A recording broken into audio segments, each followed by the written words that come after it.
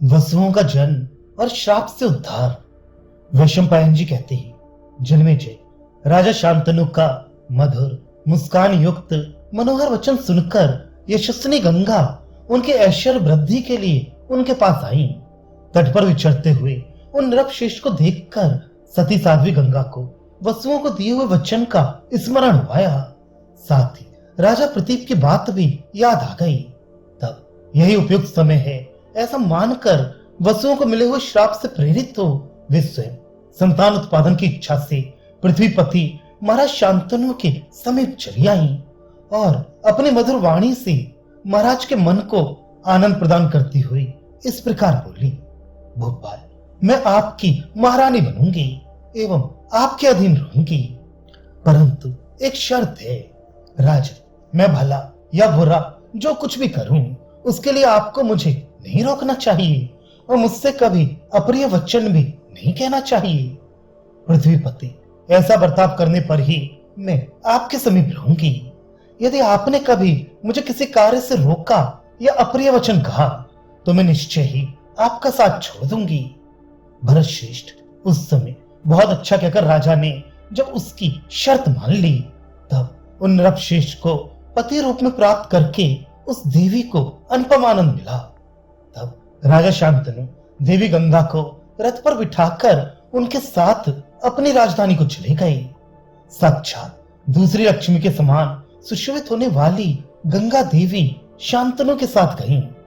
इंद्रियों को वश में रखने वाले राजा शांतनु उस देवी को पाकर उसका इच्छानुसार उपभोग करने लगे। पिता का यह आदेश था कि उससे कुछ पूछना मत, अतः उनकी आज्ञा मानकर राजा ने उससे कोई बात नहीं पूछी। उसके उत्तमशील स्वभाव, सदाचार, रूप, उदारता, सद्गुण तथा एकांत सेवा से महाराज शांतनु बहुत संतुष्ट रहती थी।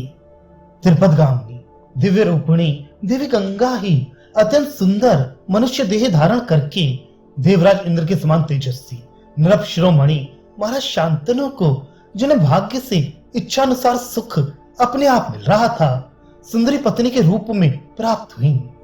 गंगा देवी हाव भाव से युक्त संभोग चातुरी और प्रणय चातुरी से राजा को जैसे जैसे रमाती उसी उसी प्रकार वे उनके साथ रमण करती थी।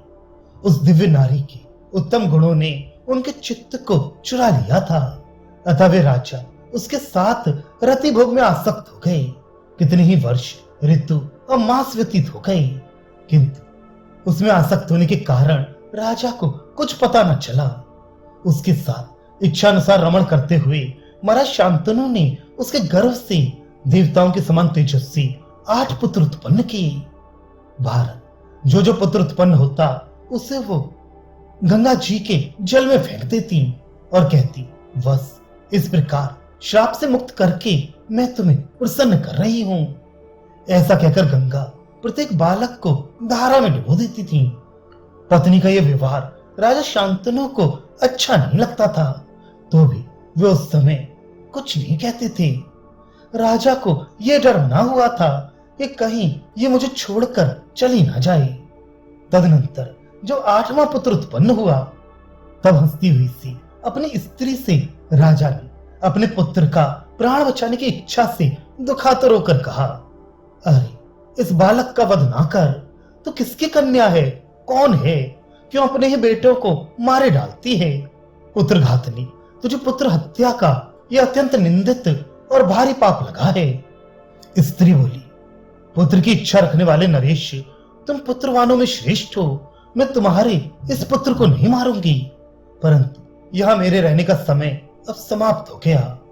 जैसा कि पहले ही शर्त हो चुकी है, मैं जयों की पुत्री और महर्षियों द्वारा सेवित गंगा हूं। देवताओं का कार्य सिद्ध करने के लिए तुम्हारे साथ रह रही थी। ये तुम्हारे 8 पुत्र महातेजस्वी महाभाग वसुदेवता हैं। वशिष्ठ जी के श्राप दोष से ये मनुष्य योनि में आई थी। तुम्हारे सिवा दूसरा कोई राजा इस पृथ्वी पर ऐसा नहीं था जो उन वसुओं का जनक हो सके। इसी प्रकार इस जगत में मेरे जैसी दूसरी कोई मानवी नहीं है जो उन्हें गर्भ में धारण कर सके। अतः इन वसुओं की जननी होने के लिए मैं मानव शरीर धारण करके यहाँ आई थी। राज, तुमने 8 वसुओं को जन्म देकर अक्षय लोक जीत लिए हैं।